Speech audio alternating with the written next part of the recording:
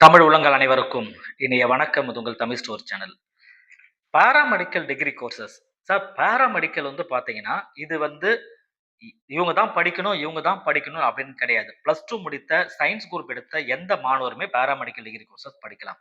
இந்த பாராமெடிக்கல் அப்படின்றது என்னன்னா, ஒண்ணும் இல்ல. துணை மருத்துவ படிப்புகள் அப்படின்னு சொல்லுவாங்க, அல்லது இணை மருத்துவ படிப்புகள் அப்படின்னு சொல்லுவாங்க. அது என்ன துணை மருத்துவம், இணை மருத்துவம்? ஒண்ணுமே இல்ல. டாக்டருக்கு நிகரா டாக்டர் கூடயே இருந்து ஒரு சர்வீஸ் பண்ற மிகப்பெரிய ஒரு ஆப்பர்ச்சுனிட்டி தான் வந்து பார்த்தீங்கன்னா இது. டாக்டர் தொழில் எல்லாமே சர்வீசிங் தான். அது தவறு கிடையாது. அதேபோல டாக்டர் கூடவே இருந்து அவர்களுக்கு தேவையான விஷயங்கள், நோயாளிகளுக்கு தேவையான விஷயங்கள், அந்த உபகரணங்கள கையாளுகின்ற விதம், இதை எல்லாத்துக்கும் உண்டான ஒரு மிக முக்கியமான படிப்பு தான் இந்த பாராமெடிக்கல் அப்படின்னு சொல்றது. சரிங்களா? இதுல மிக முக்கியமான அதிக சேலரி வரக்கூடிய படிப்புகள் அப்படின்னு பார்த்தா, என்னுடைய பார்வையில 3. நான் சொல்றது வந்து பார்த்தீங்கன்னா, எத பேஸ் பண்ணி சொல்றேன்னா, அதிக சம்பளம் வரக்கூடிய, அதிக சம்பளம் பெறக்கூடிய பாராமெடிக்கல் கோர்சஸ். இத வச்சு தான் நான் சொல்றேன். நல்ல நல்ல கோர்ஸ் நெறைய இருக்கு. 20க்கும் மேற்பட்ட கோர்சஸ் இருக்கு. பிஎஸ்சி கோர்ஸ் அவ்ளோ இருக்கு. புது புது கோர்ஸ்லாம் வந்திருக்கு. ரைட்டுங்களா? இருந்தாலுமே நான் ஒரு 3 கோர்ஸ ஏன் செலக்ட் பண்றேன்னா, இதுல வந்து உங்களுக்கு வேலை இல்ல அப்படின்றதுக்கு வாய்ப்பு இல்ல. சரிங்களா? அதுக்கான கோர்ஸ மட்டும் தான் நான் சொல்றேன். ரொம்ப சிம்பிளா தான் இருக்கும். எப்பயுமே அ டாப்ல இருந்து அதிக சேலரிய குடுக்கக்கூடிய, எப்பயுமே மவுசு குறையாத ஒரே ஒரு படிப்பு பிஎஸ்சி நர்சிங். ரைட்டுங்களா? BSc nursing. இந்த பிஎஸ்சி நர்சிங் சொல்ல தேவையில்ல. 4 ஆண்டு படிப்புகள். இந்த 4 ஆண்டுமே நீ ஃபீமேல் படிக்கலாம், மேல் படிக்கலாம், யார் வேணா படிக்கலாம். கண்டிப்பா ஒரு மருத்துவமனை அப்படின்னு ஒண்ணு இருந்தா, அந்த இடத்துல செவிலியர், அந்த நர்ஸ் அப்படின்றவங்க இல்லாம கண்டிப்பா இருக்கவே மாட்டாங்க. கண்டிப்பா ஒரு ஹாஸ்பிட்டல், எந்த ஹாஸ்பிட்டலா இருந்தாலும், சின்ன சின்ன கிளினிக்கா இருந்தாலுமே, அந்த இடத்துக்கு ஒரு கண்டிப்பா நர்ஸ் வந்து கண்டிப்பா வேணும்.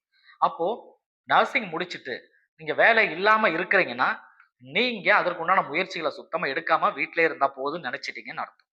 ஏன்னா, நர்சிங்க்கு கண்டிப்பா வேலை இல்லாம யாருக்குமே இருக்காது. ஏதோ ஒரு சம்பளத்துக்கு, ஒரு இடத்துல ஃபர்ஸ்ட்டு ஒரு எக்ஸ்பீரியன்ஸ் கிடைக்கணும்னா, ஒரு இடம் போகணும். அங்க சேலரி குறைவா கூட இருக்கலாம். அங்க சேலரி குறைவா இருந்தாலுமே, அந்த இடத்துல 1 இயர், 2 இயர் உங்க உங்க எஃபிசியன்சிய காமிச்சு, நீங்க அங்க வொர்க் பண்ணிட்டீங்கன்னா, அந்த வொர்க் எக்ஸ்பீரியன்ஸ வச்சு தான் நீங்க என்ன பண்ணணும்? அடுத்தடுத்த லெவலுக்கு மூவ் ஆக முடியும். அப்படி பார்க்கும்போது உங்களுக்கு வாய்ப்புகள் நெறைய வரும். உங்களுக்கு தேவையான சேலரியும் அதிகமா வரும். இப்ப வந்து பார்த்தீங்கன்னா, பெரிய பெரிய மருத்துவமனைகள், இங்க போய் உங்களால நீங்க வொர்க் பண்ண முடியும். சரிங்களா? இது இல்லாம நீங்க ஃபாரின்ல போய் படிக்கணும்னு ஆசைப்பட்டீங்கன்னா, கனடா, யுகே இந்த மாரி இடங்கள்ல நெறைய வாய்ப்புகள் உண்டு நர்சிங் படிப்ப பொறுத்தவரைக்கும். அதனால இது எந்த வகையிலும் குறைவில்ல. என்னுடைய சஜஷன் நீங்க பிஎஸ்சி மட்டுமே நிறுத்தாம, எம்எஸ்சியும் சேர்த்து படிச்சீங்கன்னா இன்னுமே பெட்டர் அப்படின்றது என்னுடைய கருத்து. சரிங்களா? இது 1. 2வது கோர்ஸ் என்ன அப்படின்னா, மெடிக்கல் லேபரேட்டரி டெக்னாலஜி. எம்எல்டி அப்படின்னு நம்ம சொல்லுவோம் இல்லையா? So BMLT, BSc medical laboratory technology. இதுல என்னென்ன விஷயங்கள்லாம் கவர் ஆகுது? எதற்கு இந்த படிப்பு? நீங்க அதாவது எந்த ஒரு நோயாளியா இருந்தாலும் சரி, எந்த ஒரு நோயாளியா இருந்தாலுமே, ஒரு டாக்டர் கிட்ட போன உடனே, இவங்க நோயாளிகள் தன்னுடைய விவரங்கள சொல்றாங்க. அது சரியா இருக்கா? இல்லையா? இவர் உடம்பு அப்படிதான் இருக்கா? இல்லையான்றத பார்க்கறதுக்கு, அவருக்கு பிளட் டெஸ்ட்டோ, ஒரு யூரின் டெஸ்ட்டோ, அல்லது ஏதோ ஒரு அனலைசிஸ் அவருக்கு தேவைப்படும். அந்த டெஸ்ட் எல்லாம் பார்க்கறதுக்கு லேபரேட்டரி கண்டிப்பா வேணும் இல்லையா? அந்த லேபரேட்டரில இருக்கிற நபர் யாரா இருப்பாங்கன்னா, இந்த எம்எல்டி முடிச்ச மாணவர்களா கண்டிப்பா இருப்பாங்க. அப்போ, இப்ப இதுவுமே எங்கெங்கலாம் இருக்கும்? நீங்க யோசிச்சு பார்த்தீங்கன்னா, கண்டிப்பா மல்டி ஸ்பெஷாலிட்டி ஹாஸ்பிட்டல் எல்லாத்துலயுமே இருக்கும். நான் government hospital, private hospital, clinic எத எடுத்தாலுமே கண்டிப்பா லேப் இருக்கும். இது இல்லாம இன்னைக்கு பிரைவேட் லேப்ஸ் வந்து பார்த்தீங்கன்னா, நெறைய இடங்கள்ல இருக்கு. அங்க வேலையும் கிடைக்கும். அதே நேரத்துல நீங்க சொந்தமா ஒரு லேபரேட்டரி வைக்கிறதுக்கும் வாய்ப்புகள் வரும். சரிங்களா? அப்ப இது எல்லாமே இந்த படிப்பு படிக்கும்போது இருக்கும். டயக்னைஸ் பண்றதுக்கு. ஏன்னா டாக்டர் வந்து என்ன நோய் எத வச்சு தெரிஞ்சுப்பாங்கன்னா, லேபரேட்டரில குடுக்குற டெஸ்ட்ட பொறுத்து தான் இவருக்கு இந்த நோய் வந்திருக்குன்னு தெரிஞ்சு, அதற்கு தகுந்த மாரி நோயை அறிந்து அவர் மருத்துவத்தை செய்வார். சரிங்களா? அப்ப இந்த படிப்பு ரொம்ப ரொம்ப முக்கியமான படிப்பா இருக்கு. இதுவுமே நான் ஏற்கனவே சொன்ன மாதிரி தான். இத படிச்சுட்டு வேலை இல்லன்னு சொன்னா, நீங்க சரியா போய் வேலைய தேடலன்னு அர்த்தம். இது மட்டும் தான். அடுத்தது மிக முக்கியமானது 3வது கோர்ஸ். என்ன அப்டின்னா, radiology and imaging technology. Radiology அப்படின்றதே உங்களுக்கு நான் சொல்லும்போதே தெரிஞ்சிருக்கும் கண்டிப்பா என்னன்னு சொல்லிட்டு. எக்ஸ்ரே எடுக்கிறது.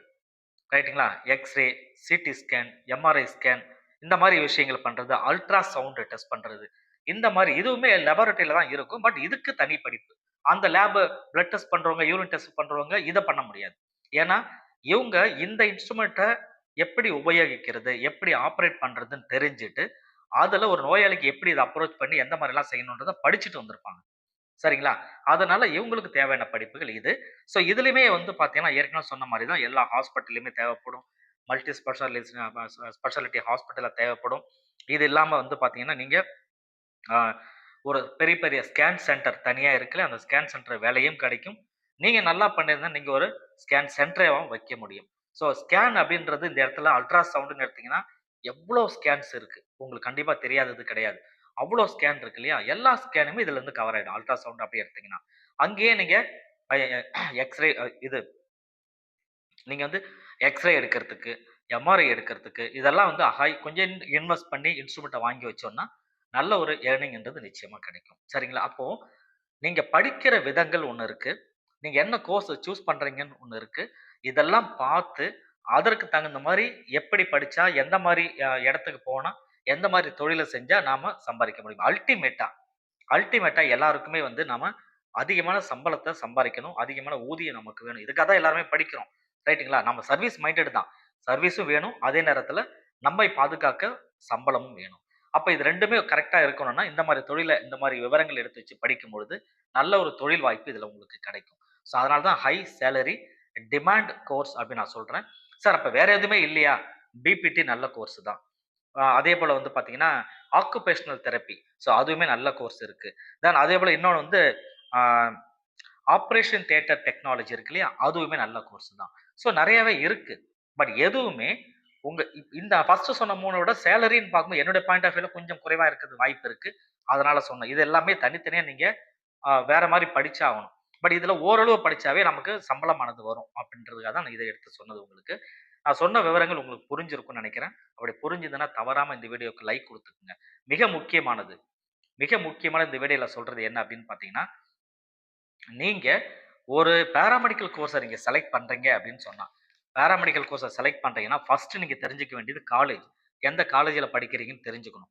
அந்த காலேஜ செலக்ட் பண்றது, அந்த காலேஜ் வந்து பார்த்தீங்கன்னா, ஆ அதாவது இந்தியன் நர்சிங் கவுன்சில்ல வந்து ரெகக்னைஸ் ஆகியிருக்கா? அப்படின்றது பாருங்க. அத பார்த்துட்டு படிக்கணும். சரிங்களா? எந்த காலேஜ் வேணா சூஸ் பண்ணலாம். அது வந்து இந்தியன் இந்தியன் நர்சிங் கவுன்சில்ல ரெகக்னைஸ் ஆயிருக்கா, ரிஜிஸ்டர் ஆயிருக்கான்னு சொல்லி செக் பண்ணுங்க. அதேபோல அங்க நீங்க படிச்சீங்கன்னா ஒரு கிளினிக்கல் டை அப்ஸ் வந்து வச்சிருக்காங்களா? வேற எங்கேயாவது ஹாஸ்பிட்டல் இருக்கு. ஹாஸ்பிட்டலும் இருக்கும். காலேஜும் இருக்கும். அந்த மாரினா உங்களுக்கு அது கிடைக்கும். இல்ல வெறும் வந்து காலேஜ் மட்டும் தான் இருக்கு. எந்த ஹாஸ்பிட்டலோட டை அப் பண்ணியிருக்காங்க? எவ்வளோ பேர் அங்க பேஷண்ட் ஃப்ளோ எவ்வளோ பேர் இருக்கு? இதெல்லாம் தெரிஞ்சுக்கினீங்கன்னா அந்த காலேஜ்ல படிக்கலாமா இல்லையா நம்ம தெரிஞ்சுக்க முடியும். அதேபோல தமிழ்நாடு கவர்ன்மெண்ட் நடத்துற டிஎன் மெடிக்கல் செலக்ஷன் மூலமா, கவர்ன்மெண்ட் கோட்டா மூலமா அந்த காலேஜ்ல சீட்டு கிடைக்குமா? இந்த மாரி விஷயங்கள்லாம் பார்த்து ஒரு காலேஜ நீங்க சூஸ் பண்ணி படிக்கிறது ரொம்பவே நல்லது. இது எந்த கோர்ஸா இருந்தாலுமே அப்ளிகபிள். சரிங்களா? அத நீங்க பார்த்துட்டு பண்ணுங்க. அடுத்தடுத்து என்னன்றத நம்ம பார்க்கலாம். ஸோ இதுதான். இந்த வீடியோ உங்களுக்கு புடிச்சிருக்கும்னு நெனைக்கிறேன். அப்படி புடிச்சிருந்தா மறக்காம இந்த வீடியோக்கு லைக் குடுத்துங்க. தவறாம இந்த வீடியோவ ஷேர் பண்ணிக்கோங்க. Thank you.